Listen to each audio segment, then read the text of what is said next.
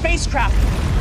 Alien নিয়ে কৌতূহলের যেন শেষ নেই। কাল্পনিক এই প্রতিরূপ নিয়ে নির্মিত হয়েছে এলিয়েনের মতো জনপ্রিয় সিনেমা। এতদিন মহাকাশ কেন্দ্রিক নির্মিত হলেও এবার আলাদা ধাঁচে নির্মাণ হয়েছে সিনেমা এলিয়েন আর্থ। এলিয়েনের পৃথিবীতে আসার কাহিনী নিয়ে সিনেমার গল্প।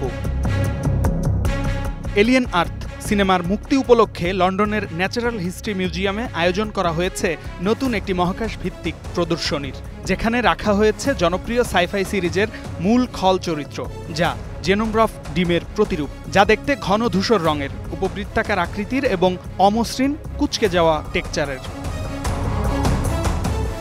এলিয়েন আর্থ প্রদর্শনী নিয়ে ন্যাচারাল হিস্ট্রি মিউজিয়ামের গ্রহবিজ্ঞানী অধ্যাপক ক্যারোলিন স্মিথ বলেন, এলিয়েন জীবনের সবচেয়ে আইকনিক উপস্থাপনাগুলোর একটি। আমাদের অসাধারণ প্রদর্শনীর পাশে রাখতে পেরে দারুণ লাগছে।